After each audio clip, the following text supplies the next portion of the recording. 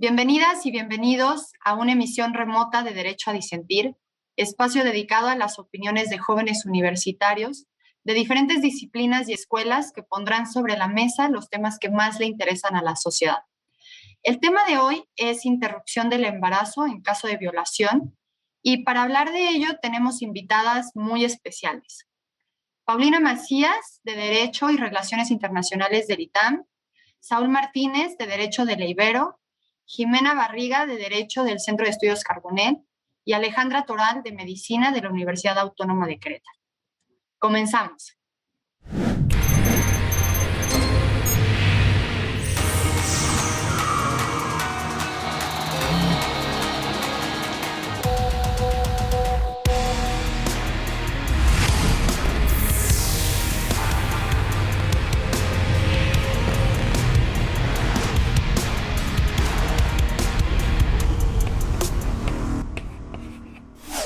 Una mujer víctima de violación acudió a un hospital en Oaxaca para que le practicaran un aborto. Debido a que había una huelga en el hospital y no consideraron urgente su caso, el hospital no le prestó el servicio. Ante esta situación, la mujer demandó al hospital por tratos inhumanos y por una política pública deficiente en materia de salud. Además, solicitó que se le permitiera abortar y una indemnización por haberse violado sus derechos humanos. Este asunto escaló hasta la Suprema Corte de Justicia de la Nación, la cual resolvió que las autoridades sanitarias deben de dar prioridad a la interrupción de un embarazo cuando es ocasionado por violación, ya que se trata de un caso urgente. Como en el caso de estudio, el hospital no interrumpió el embarazo al considerarlo como no urgente, la Corte decidió que se violaron los derechos de la mujer y reconoció su calidad de víctima. Y sin mayor preámbulo, les doy la bienvenida a las cuatro, Alejandra, Paulina, Jimena y Saúl. Me da mucho gusto tenerlos hoy por acá. ¿Por qué no empezamos contigo, Paulina, que estudias Derecho y Relaciones Internacionales? Si nos puedes dar un poquito, pues una introducción un poquito más amplia de qué fue lo que dijo la Suprema Corte en tus propias palabras. Perfecto, claro que sí. Muchas gracias, Regina. El fallo de la Corte es muy importante porque parte del hecho de que estaba mal fijada la litis. En este sentido, lo que se hace es que con perspectiva de género podemos analizar cómo también el encuadre de los hechos, de las pruebas y en general de cómo se lleva a cabo el procedimiento puede tener un impacto diferenciado cuando es llevado a cabo justo con perspectiva de género. En este sentido, lo que hace la Corte es establecer que el estudio de fondo realmente estaba mal abocado por parte de la instancia anterior. De esta forma, la pretensión de Lisette, que es esta mujer de la que nos comentas, era por una parte la práctica de la interrupción legal de su embarazo, que era producto de una violación sexual, pero también era la obtención de la reparación del daño debido a la violación grave a sus derechos humanos, mediante, por una parte, la negativa de las autoridades y el hecho victimizante ante actos crueles e inhumanos que son equiparables a tortura, por la falta de la práctica del aborto por una parte y por también la falta de previsión y acción, así como la falta de políticas en materia de salud que no lograron afrontar a casos urgentes. En este sentido, la litis del juicio realmente no era solo la permisión de practicar el procedimiento legal de interrupción, sino que también era justo la reparación integral por todo el proceso que se había llevado a cabo, por el hecho de que las autoridades de salubridad en este caso no hubieran logrado dar cuenta y no le hubieran permitido la interrupción legal de su embarazo. En este sentido, justo tenemos que partir de qué se trata la violencia sexual, ¿no? Y cuáles son las implicaciones que tiene en la vida de las personas. Y por qué, por una parte, la violencia sexual puede circunscribirse como un acto justo de tortura, pero también como las cuestiones que pueden ir detrás o después de una violación sexual pueden también constituir este tipo de actos, que va a ser lo que vamos a analizar a lo largo de este programa. Muchas gracias, Paulina. Creo que fue una gran introducción al programa y al tema. Y pues sí, al final se trata de un caso más en el que la Suprema Corte resuelve en temas de interrupción del embarazo, ¿no? Este es en específico por una violación. Y Y bueno, Jimena, tú me decías que también ha habido como hubo casos anteriores en los que también se habló del tema y que también, em, pues si nos puedes hablar un poquito en general de la importancia de la interrupción del embarazo y la postura de la Suprema Corte en este caso, por favor. Sí, claro. En 2015 hubo un antecedente de una mujer a la que no se le quiso realizar su aborto debido a objeción de conciencia. Ella realmente era por temas de salud, pero la institución no le quiso realizar el aborto. Ella acude a una clínica particular, acude a instancias jurisdiccionales para, para que le ayuden. A fin de cuentas, este caso llega a la Suprema Corte y la Suprema Corte determina que se le violó su derecho a la salud, entendiéndose como el disfrute más alto de nivel posible en bienestar físico, mental y social, ya que en este caso se consideraba que no había suficientes razones por las cuales realizar un aborto, ya que las razones de salud que ella argumentaba no eran válidas, según estos doctores, pero no se tomaba en cuenta el bienestar mental y social de la persona, porque muchas veces los doctores objetan que no hay razones suficientes de salud, entendiendo la salud física, cuando realmente la salud comprende más cosas. Gracias. Creo que ahorita que mencionas, pues el derecho a la salud sin duda es pues un aspecto central en todos los casos de interrupción legal del embarazo. Y, y bueno, dentro de la definición que nos dabas, decías que había, pues tenía, que la Corte ha reconocido que el derecho a la salud como parte desde el aspecto físico, mental y social, ¿no? Y entonces, creo que es una buena oportunidad para que Alejandra, además de que nos diga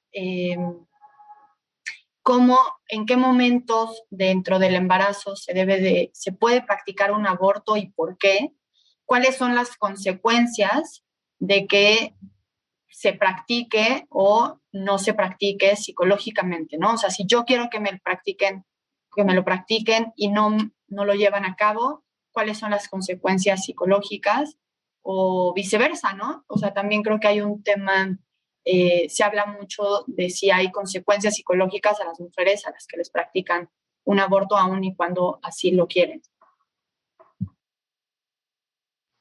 Ok, bueno, aquí creo que tenemos que ver varias cosas y es lo primero que hay que explicarle pues, a la audiencia es que el embarazo tiene pues muchas etapas en las que van sucediendo diferentes cosas. Por ejemplo, en los primeros días realmente pues son celulitas que se van dividiendo y se van multiplicando. Después se empieza a formar lo que ya conocemos como un embrión, que es como se van formando los órganos poco a poquito y después ya se produce un feto que ya es lo que pasa en esas partes del embarazo ya solo es puro crecimiento, pero realmente ya todo está formado, nada más es como pulirla y darle los detalles. Por eso es importante que la interrupción legal del embarazo de preferencia sea antes de las 8 y como máximo a las 12. ¿Por qué? Porque a las 12 semanas ya se empiezan a formar pues, lo que son las estructuras óseas y entonces eso ya nos puede dar complicaciones tanto en el procedimiento como mayores sangrados, como que ya hay un debate sobre qué tanto ya hay un desarrollo de lo que es el sistema o lo que va a ser el sistema nervioso en el producto. Esa es una muy importante. Y la otra es como tal las repercusiones de una violación en la mujer, ¿no? Nos va a producir tanto los cambios asociados fisiológicos al embarazo, y más si es un embarazo no deseado, la manera en la que va a vivir pues todas estas alteraciones hormonales, los cambios físicos y los cambios mentales, como la otra es la experiencia del trauma como tal. Pues es una agresión y el trauma a nivel cerebral va a producir muchísimas alteraciones. Desde la manera en la que se vive el miedo, probablemente desarrolla una cosa que se llama trastorno de estrés postraumático, en el que puede haber situaciones o recuerdos que hagan que vuelva a experimentar lo que sintió en ese mismo momento. Entonces, imagínense en esta situación, ¿no? Que tienes un bebé producto de una violación y cada que lo veas te recuerda el momento en el que te violaron, pues qué calidad de vida es esa y a la larga pues eso produce un estrés crónico, depresión y la otra es en el producto como tal, qué tipo de vivencia, qué tipo de experiencia de vida va a tener alguien que sabe que es producto de un embarazo no deseado, de un acto con violencia, y va a modificar desde su manera de crecer, pensar e incluso de desarrollarse como un ser humano. Entonces sí es una cuestión pues bastante complicada en este sentido. No, totalmente, bueno, o sea, muy interesante lo que nos compartes, Alejandra. Creo que lo que dices, ¿no? O sea, cuando es producto de una violación y que, pues, que cada vez que veas a tu hijo tengas que recordar ese acto violento, eh, pues por así decirlo, yo creo que es una de las razones por las cuales la misma Suprema Corte dice, bueno, este es un caso urgente, ¿no? O sea, eh, no se equipara a cualquier otro tipo de embarazo. Eh, pues sí, o sea, al final, tomando en cuenta lo que nos dices, el no practicarle el embarazo, pues podía ocasionarle todas estas condiciones de las que nos comentas, ¿no? O sea, un trauma a la mujer. Y entre más tiempo pasaba, que le decían, no, no te podemos practicar el embarazo, más tiempo pasa y menos posibilidades de que se lo realizaran, ¿no? Saúl.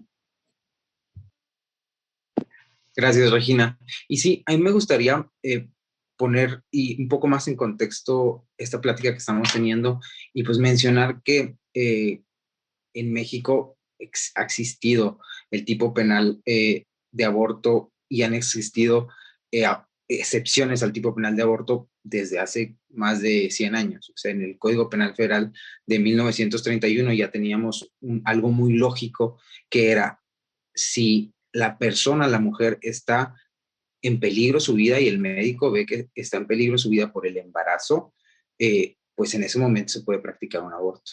Entonces, no es solo en la discusión que estamos teniendo en estos días y que se vienen teniendo en los últimos 30, 40 años, desde las resoluciones de los 70 en Estados Unidos, de Roe versus Wade, hay más. Y eso más es la excusa al delito de aborto por violación, que también ya está, independientemente de entrar al aborto antes de las 2 semanas, por violación también prácticamente en todo México, en todos los códigos penales se prevé ya esa excepción.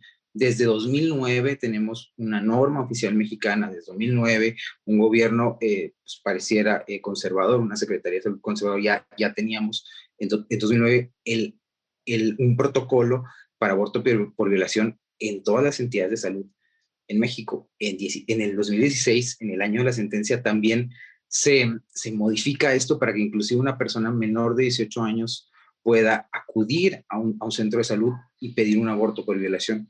Y que es muy interesante estas normas de algo que pasa diariamente en temas de violencia sexual y violencia hacia las mujeres, es que cuando se enfrentan hacia el aparato estatal, llámese fiscalías, llámese funcionarios públicos de salud, judicatura, ¿qué pasa? Que hay estereotipos, roles de género y continuamente se van revictimizando a las mujeres que han sido violentadas. Entonces, es un calvario en muchas ocasiones denunciar una violación. Es un calvario denunciar un abuso sexual, buscar a una desaparecida o desaparecido. Entonces, ¿qué pasa? Que son importantes estas normas porque establecen un estándar en donde se le dice a la autoridad, tienes que creerle, tienes que presumir que lo que te está diciendo la víctima, en este momento, la persona que se quiere hacer una interrupción legal del embarazo, es cierto, no tienes por qué ponerte a investigar más, no tienes por qué ponerte a buscarle, a cuestionarla, a revictimizarla, a que le causes más estrés psicoemocional. Entonces, en este contexto es cuando acude la persona de la que trata esta sentencia y pues le dicen en el hospital como, oiga, ahorita no porque hay una huelga laboral y la Corte lo que hace es decir, hay que reafirmar que esto ya estaba en la Ley General de Víctimas y es un tema urgente, es un tema de un derecho a la salud inmediato que no se puede dilatar más. No puedes, autoridad mexicana, excusarte y en dado caso de que tuvieras un tema de algo imprevisible que no pudieras, no tuvieras los medios, pues tienes que acompañar a la víctima. ¿Para qué? Para reducir esta revictimización, para reducir estos casos en los que pues terminamos causándole mayor daño a las víctimas pues, de nuestro país. Saúl, no lo pude haber dicho mejor. O sea, creo que la revictimización es un tema constante a lo que se enfrentan las mujeres que son sujetas de violación. Y, ¿no? O sea, como decías, desde el momento en que se hace una denuncia y probablemente le pregunten, oye, pero, o le digan, ay, seguramente tú lo ocasionaste, ¿qué hiciste? ¿No? En vez de decir como, pues dar por hecho su palabra, ¿no? Creo que es un tema que podemos seguir comentando en el segundo bloque y ya creo que con estas primeras ideas, con las que expresaron y con las que me quedo, creo que se viene bueno el debate en el segundo bloque. Entonces, no se despeguen y regresamos en unos minutos más aquí a Derecho a Disentir.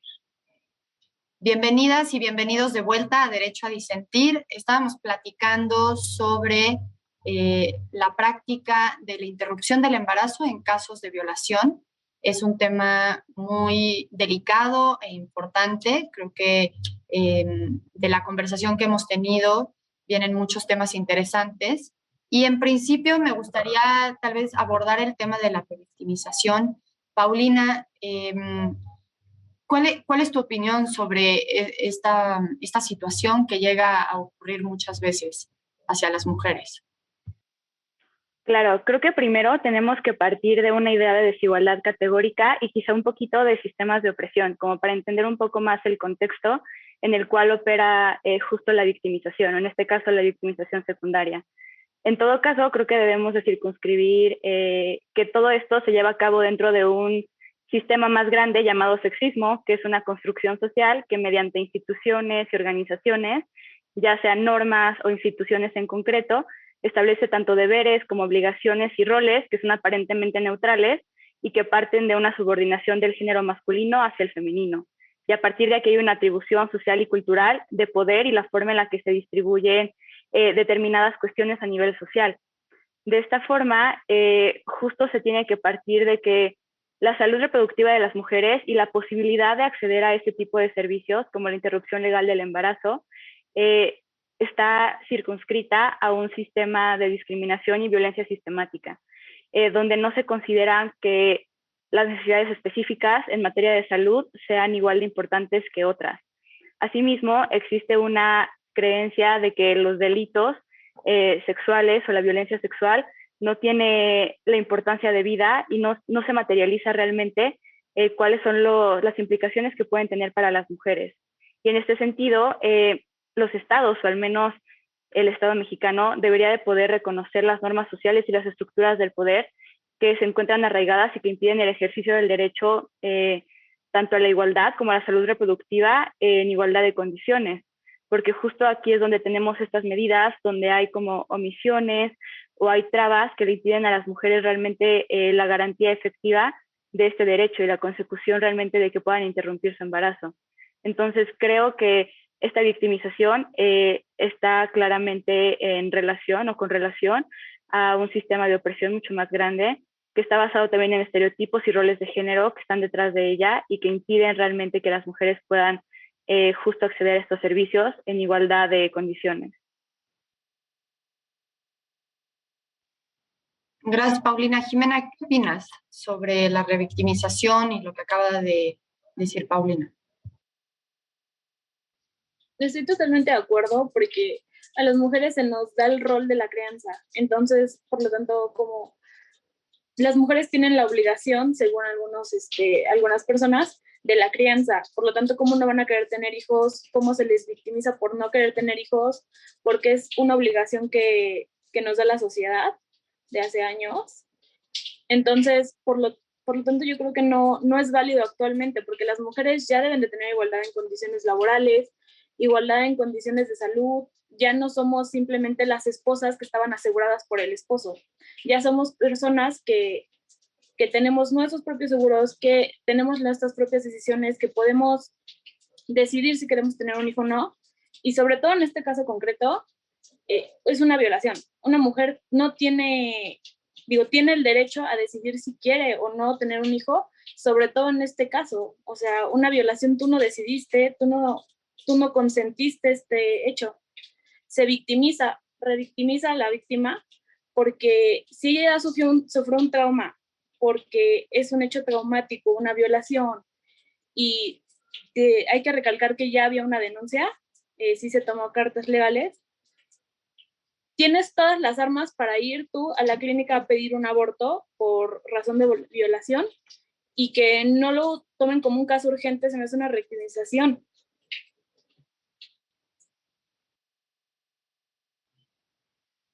Gracias, Jimena. Saúl, ¿tú qué opinas de lo que acaban de decir Paulina y Jimena? Está muy interesante, Regina, este tema, y porque es una realidad de México. Sí, interseccionalmente, por supuesto, que afecta más a las mujeres, y lo vimos, por ejemplo, en este caso tan famoso de la Corte Interamericana, que es Campo Algodonero, González y otras contra México, donde las familiares de las muertas de Juárez, de las personas que estaban siendo buscadas en ese momento, pues llegaban a una fiscalía de Chihuahua que les decía, ay no, es que aquí todavía no está desaparecida, hasta que pase cierta cantidad de tiempo. Oiga, es que a lo mejor se fue con el novio, se fue con el novio y ya, pues desde desapareció, fue para Estados Unidos, están en Juárez. No, es que a lo mejor era muy promiscua, y estos temas son diarios, les pasa a familiares de víctimas indirectas, y es algo común. Y tampoco el tema de que el tema de, quiero recalcarlo, porque la impunidad en México es impresionante. O sea, hay diferentes cifras en diferentes organizaciones, pero se habla de un 90% de impunidad dentro de los delitos que se investigan y que logran alguna reparación o sanción. Entonces, tampoco el que nos traten en este momento en igual de circunstancias para investigar y perseguir un delito, es muy prometedor, porque afecta profundamente. Igual las estructuras, las fiscalías no están lo suficientemente diseñadas para ser efectivas. Y esto nos da una pauta, se me hace muy interesante, para ir a otra parte de la sentencia importante, en cómo reconoce la calidad de víctima en términos de la Ley General de Víctimas, esta sentencia, por estos tratos crueles que fue el no atender urgentemente. Entonces, abre una puerta muy importante a un tema que es reparación integral del daño.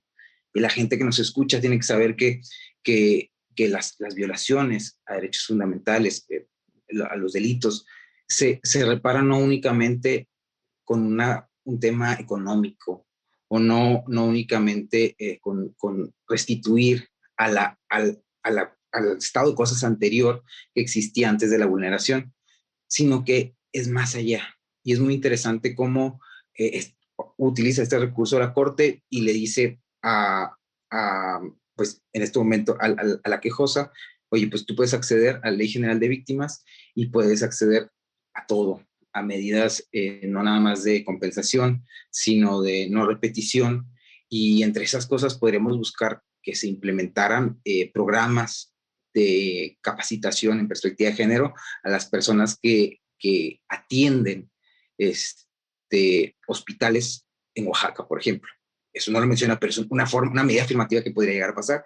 Y ahí es donde el derecho sí tiene una afectación directa a nuestra vida pública. Gracias, Saúl. Sí, creo que, o sea, puede haber una revictimización en diferentes formas, ¿no?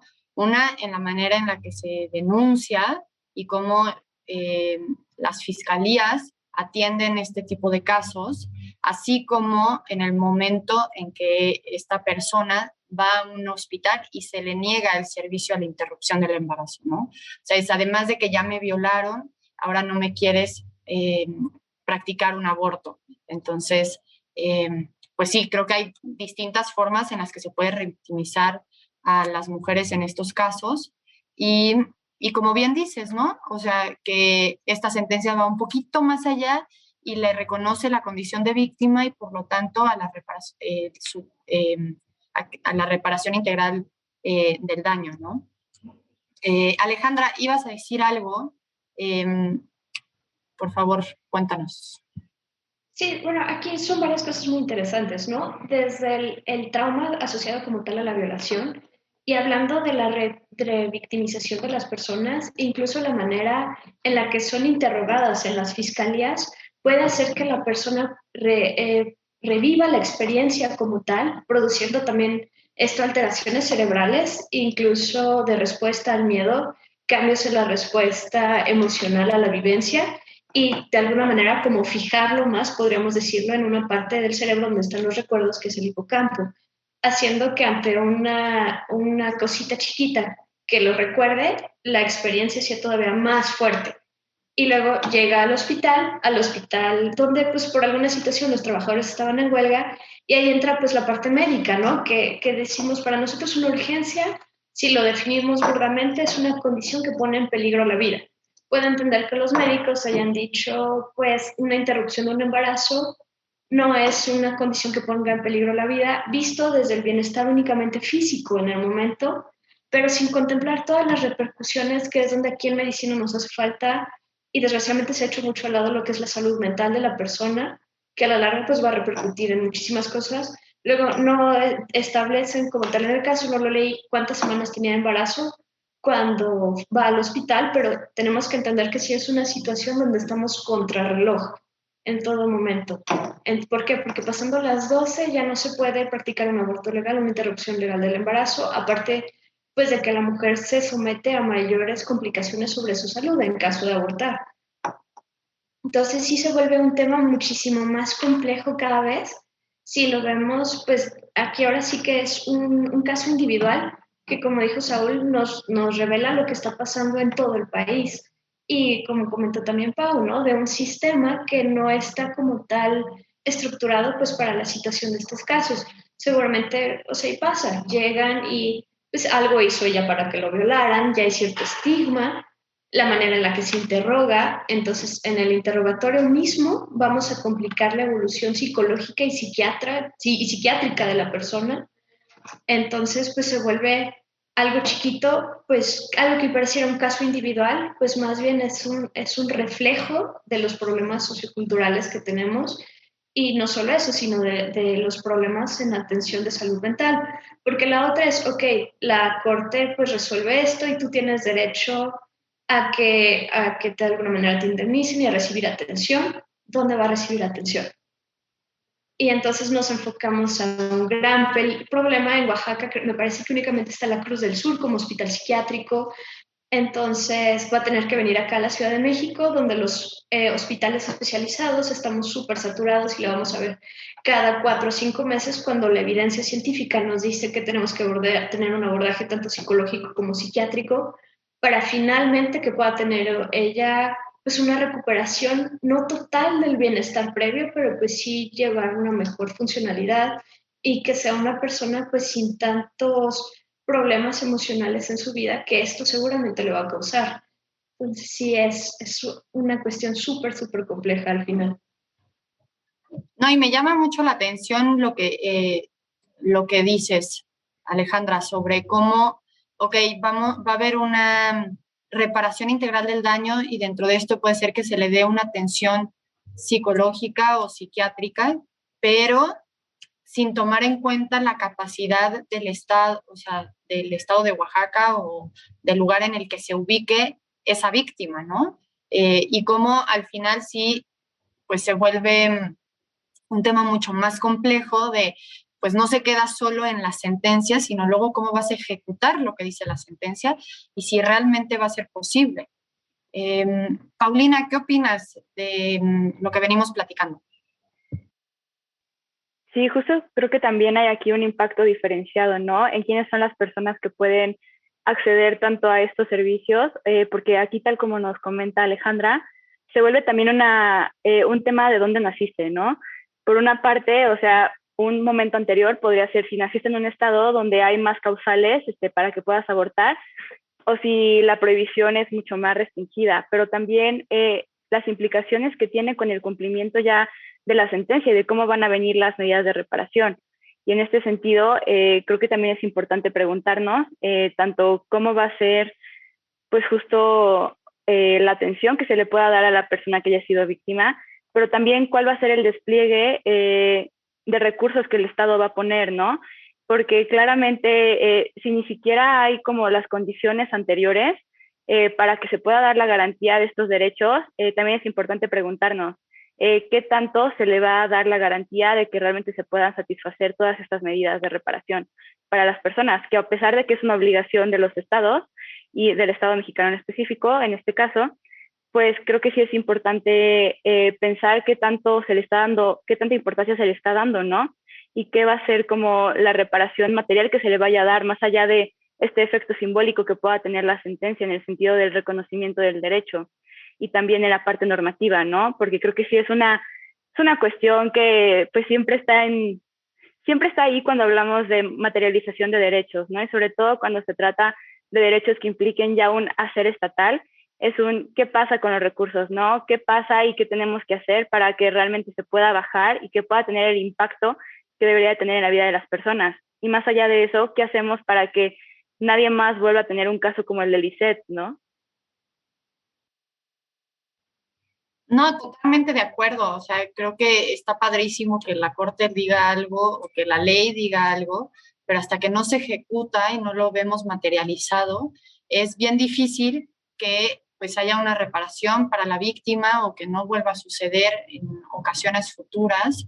Eh, y como dices, ¿en dónde se está prestando atención como Estado para destinar los recursos a ciertos aspectos, ¿no? Como sería el construir más hospitales especializados, darle mayor importancia eh, a la salud mental, que incluso, como decía Alejandra, ¿no? O sea, pues para los médicos un caso urgente es si está la vida de por medio del paciente o no. Y como, pues, queramos o no, pues lo que está pasando es que no se le está dando la suficiente importancia a la salud mental de ese paciente. Jimena, ¿qué opinas de lo que venimos platicando? Yo quería recalcar algo y es que el hospital se escuda de que ellos no negaron el servicio, simplemente tenían este paro de labores, por lo que no lo pudieron brindar y no lo consideraron urgente, pero nunca se negaron a dar el servicio. Y cuando ellos le brindaron la fecha a la quejosa para que fuera a realizarse su aborto, ella no se presentó. Ahora, ellas lo reciben por primera vez el 12 de octubre y ella se va a realizar el aborto a la Ciudad de México bajo una fundación el 30. Y como lo dice Alejandra, está contrarreloj. Cada semana cuenta, por lo tanto, era un caso urgente, no era un caso en el que ella no podía esperar a que el hospital le diera una fecha cuando quisiera. Se le violentaron sus derechos claramente porque es algo que ella necesita urgentemente. Su derecho a la salud se le fue violado totalmente. De acuerdo, sí. Saúl. Gracias, Regina. Y sí, y transitando un poco a este otro tema que teníamos, que era la objeción de conciencia, pues decir que es algo normal en los derechos, a la gente que nos está escuchando, los derechos no son absolutos, normalmente colisionan, se encuentran, tienen puntos de contacto, y no podemos decir todo el derecho a la libertad o todo el derecho de tránsito, y en este caso es un tema muy interesante para los médicos y para las personas que se dedican a la medicina, cómo tenemos por un lado el derecho a la salud de las mujeres, el derecho a la libre determinación también, y tenemos este encuentro donde muchos médicos tradicionalmente y pues un poco cada vez menos, pero dicen, yo puedo decidir qué no hacer con mi trabajo, dentro de las intervenciones que realizo, hay protocolos y todo para realizar esto, pero este encuentro hay un derecho a la salud que tienes que garantizar como servidor público, medicina, en funciones de un hospital, y por el otro lado está el derecho de la mujer.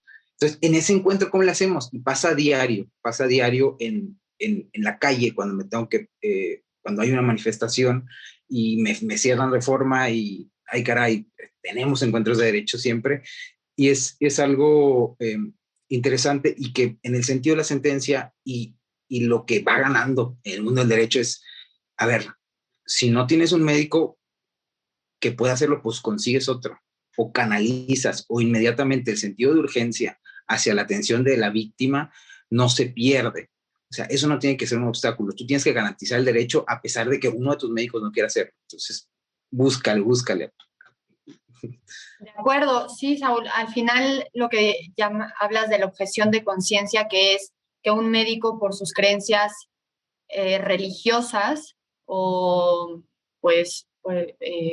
por su forma de pensar, crea que es contrario a practicar un aborto a la forma en la que esa persona piensa, decide no practicar un aborto. Entonces, ¿qué pasa con el derecho a la salud de esa mujer que quiere que le practiquen, que se le interrumpa el embarazo, ¿no? Entonces, partiendo de este tema que a mí me encanta y me parece apasionante, lo tendremos que seguir platicando en el tercer bloque porque ya se nos acabó el tiempo ahorita. Por favor, no se despeguen y regresamos en unos minutos más acá en Derecho a Disentir. Ya estamos de vuelta en Derecho a Disentir. Estábamos platicando sobre la interrupción del embarazo en caso de una violación. Y ya mencionó Saúl el tema de la objeción de conciencia y cómo pueden médicos rehusarse a practicar un aborto porque sea contrario a su forma de pensar, sus creencias religiosas, ¿no? Y bueno, me encantaría saber, Alejandra, qué sabes sobre esto, ¿no? Normalmente, ¿qué pasa en los hospitales? Porque sí, ¿no? Tenemos por un lado el derecho a la salud de la mujer y por el otro el derecho a la libertad religiosa de los médicos y médicas. Bueno, es algo que creo que sí se debe respetar mucho, las creencias religiosas, siempre y cuando, porque aquí también tenemos como lo utópico y lo real, ¿no? Muchas veces porque también hay médicos que recurren a este discurso para evitar pues, realizar un procedimiento que consume tiempo, espacio y cuando podrían estar haciendo otras cosas. Entonces creo que eso sí es algo que hay que aclarar. Desgraciadamente pasa. Y la otra, sí creo que como médico, al tener una paciente en esta situación, sí es decir, ok, yo puedo objetar a realizar el procedimiento, pero entonces mi obligación es cómo te voy a ayudar a mantener tu estado de bienestar, de salud mental y físico. Entonces, mi obligación sería buscar un compañero que pueda realizar el procedimiento como tal, o si yo de plano soy una persona con una moral muy rígida, con un sistema de creencias totalmente inflexible, bueno, entonces sabes que te remito a la autoridad hospitalaria, ya sea la subdirección médica o la dirección médica, para que entonces dentro del mismo hospital asignen a alguien que pueda realizar el procedimiento a la brevedad posible y con todas las condiciones de salud, de seguridad necesarias. ¿No? Y pues retomando toda esta parte, ¿no? Esta es una mujer que va y encima de todo por un proceso, pues de alguna manera administrativo, una huelga hospitalaria, algo que se considera no urgente como tal, pero con el reloj encima, con repercusiones a largo plazo, a corto y a largo plazo, no se atiende. Entonces, en esta desesperación realmente, pues esta mujer recurre a una clínica de la Ciudad de México. No sabemos, ella hizo una fundación y es desgraciadamente mucho de lo que pasa. Esperemos y como todo, pues no hubo problemas de salud, que sí haya sido un lugar adecuado, pero precisamente también creo que es por eso, por lo que sí hay que abogar por una legalización del aborto, porque de alguna manera sí puede tener repercusiones muchísimo más serias sobre su propia salud física. Y sí, como médicos, pues aquí es, ok, si yo no lo voy a hacer, te voy a canalizar, te voy a facilitar. ¿Para qué? Para que encontremos a alguien que sí lo pueda hacer. Muchas gracias, Alejandra. Creo que también dices algo muy importante, ¿no? Sobre la legalización del aborto, porque si se hace de manera clandestina puede haber consecuencias pues trascendentales y pues riesgosas en la vida de las mujeres, ¿no? Que acuden a estos centros clandestinos. Paulina, ya por ser el tercer y último bloque, ¿nos podrías platicar un poquito cuáles son tus conclusiones sobre este caso y toda la discusión que hemos tenido el día de hoy? Sí, creo que este caso es muy importante para avanzar en la garantía de la autonomía reproductiva de las mujeres en México y en específico para el establecimiento de la importancia que tiene su garantía cuando se trata de casos de violencia sexual. El hecho de que justo la Corte haya establecido como este carácter especial que tiene de urgencia y la necesidad de garantizar la interrupción legal del embarazo, creo que es un gran paso para justo la garantía completa de la autonomía reproductiva de las mujeres. Asimismo, creo que esta cuestión del establecimiento de víctimas y de la necesidad de reparación del daño también es un paso muy importante. Creo que falta mucho y también mucho se va a tener que llevar a cabo en el ámbito legislativo, pero es un gran paso que la Corte haya emitido esta sentencia. Muchas gracias, Paulina. Saúl, ¿cuáles son tus conclusiones del programa, de la discusión, de este caso?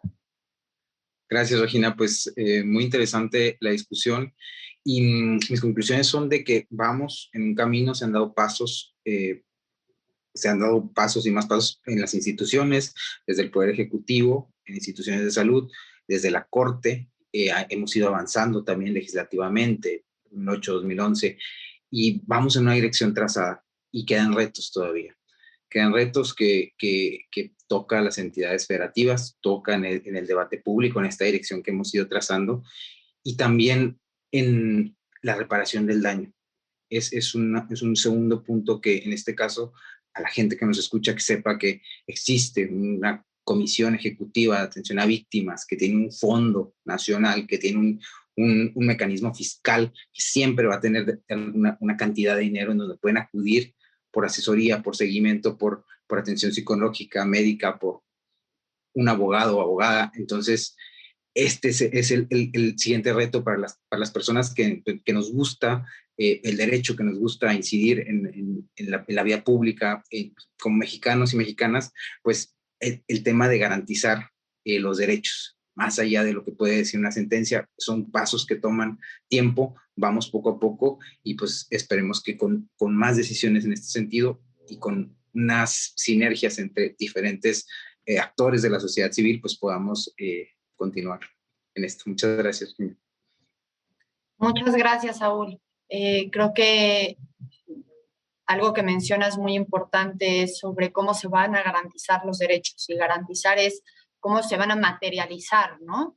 Y como bien dices, pues el que la Corte haya hecho este fallo es un primer paso de muchos, así como ya se ha logrado en Oaxaca, en la Ciudad de México, y faltan muchos estados más por legalizar el aborto.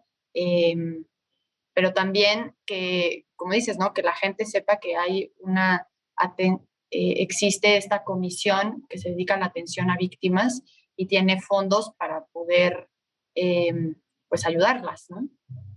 Muchas gracias, Saúl. Alejandra, tus últimas impresiones sobre este programa, sobre la discusión que hemos tenido. Creo que es sumamente interesante. Muchas veces, pues, del área médica nos enfocamos mucho como en los problemas, lo que son más biológicos, ¿no? Y ahora aquí abordando, pues que hay un marco jurídico que precisamente respalda todas las acciones que nosotros podemos tener. Yo ahorita especializándome en lo que es salud mental, pues viendo estas carencias, ¿no? Que hay precisamente en los programas, pues en los lugares, sobre todo. Digo, es ahora sí que un comentario curioso, la delegación de Tlalpan, la alcaldía de Tlalpan aquí en la Ciudad de México, tiene una mayor concentración de psiquiatras que todo el resto del país. Entonces son cosas pues bastante interesantes y como comentaba Pau, ¿no? Se vuelve también una cuestión de en dónde naciste para ver a qué tienes acceso, porque finalmente es acceso a la salud mental, al bienestar como tal, entonces pues sí se vuelve algo muy interesante. Creo que de la parte médica nos hace falta todavía avanzar muchísimo y también pues conocer los marcos jurídicos que nos regulan, a qué tenemos derecho y cómo tenemos también que cumplir. Y muchas veces también involucrarnos más en este proceso de la atención a las víctimas.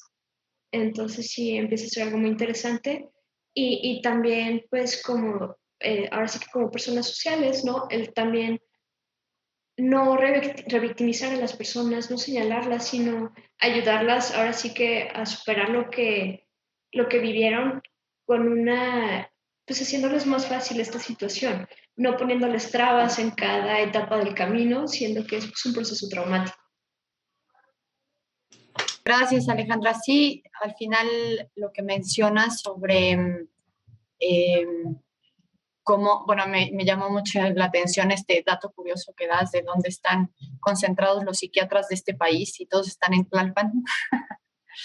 Y que es algo tan ejemplificativo de cómo está centralizada la salud en el país y de cómo también a qué le estamos prestando atención como país a nivel nacional, ¿no? O sea, pero ¿por qué solo en la Ciudad de México? Y en la práctica, como bien decías, ¿qué iba a pasar en el estado de Oaxaca con esta persona? De que decían, bueno, sí, obtén atención psicológica y psiquiátrica, pues ¿en dónde, no? Y cómo. Y pues al final, también en este caso en específico, pues la misma víctima del asunto que estudiamos, que se tuvo que trasladar a la Ciudad de México y bueno, sí existen organizaciones de la sociedad civil muy importantes que dan este acompañamiento, les dicen a las víctimas a dónde pueden ir y que justo tienen en la mira este reloj biológico y este contrarreloj que tiene que ser tomado en cuenta para poder llevado a cabo pues un aborto, ¿no? Entonces sí, al final, como ustedes, yo también coincido en que pues este caso ejemplifica pues sí, lo grande y del problema y cómo debe de abordarse desde diferentes puntos de vista, tanto del aspecto médico, el regulatorio y también en la práctica, ¿no? Jimena, tus últimas impresiones sobre lo que platicamos hoy, ¿tú con qué te quedas del programa? Que no hubo impunidad, porque al avanzar este caso se objeta que ya no tiene objeto ni material, ya que la mujer ya había abortado. Entonces, el Estado, si no hubiera tenido una sentencia definitiva, hubiera sido como, pueden violar derechos humanos, pueden no atender a mujeres en este tipo de situaciones, no importan los casos urgentes, pero la Suprema Corte toma el caso, dice, ok, ya no hay objeto ni material, pero aún así tú violaste derechos humanos, aún así tienes que tener una reparación del daño, aún así hiciste que una mujer fuera a la Ciudad de México a abortar porque tú no pudiste hacerlo. Entonces, para mí con lo que me quedo es que gracias a que la Suprema Corte toma este caso, ya hay un precedente para que no suceda otra vez, para que estos casos ya sean urgentes y para que se le tome la importancia que se le debe tomar a una mujer en este tipo de casos. Sí, de acuerdo, gracias, Jimena. Creo que algo que dices que es muy importante es sobre el valor de las instituciones y que funcionen, ¿no? Porque al final el que llegue un caso al Poder Judicial, bueno, esta es la última instancia, pero en lo que el caso, en lo que la mujer fue violada, se da cuenta que está embarazada, decide hacer una denuncia y después que le practiquen el aborto y se lo niegan, y toda esa cadenita, y entonces dice, bueno, el tiempo lo tengo encima, de aquí a que voy y presento una denuncia o una demanda, pues me tengo que practicar el aborto, ¿no? Entonces, la importancia de que las instituciones sean fuertes y tengan, pues, como en algún momento mencionó Paulina, esta perspectiva de género y que, pues también creo que mencionaba Alejandra, ¿no? O sea, cómo los médicos también conocer el marco normativo y también la importancia de estas sentencias, ¿no? Que este es como, pues la razón de ser de este programa de Derecho a Disentir, que es entendamos por qué son importantes estas sentencias y cómo afectan a la sociedad. Y en este caso, como la Suprema Corte nos está diciendo, en caso de una violación, es urgente que se practique un aborto a una mujer, ¿no? Y se tienen que encontrar alternativas y no solamente decir, bueno, es que yo no podía ahorita, ¿no? Pero bueno, no me queda más que agradecerle a las tres y a ti, Saúl, por haber venido hoy, por haber participado. La verdad es que aprendí mucho de ustedes hoy, espero que ustedes también. Y también quiero agradecerles a quienes nos vieron esta noche en Derecho a Disentir. Siempre es un gusto tenerlos por acá. Y pues los esperamos todas las noches a las 9 por Justicia TV. Mi nombre es Regina Sánchez Azo. Muchas gracias y buenas noches.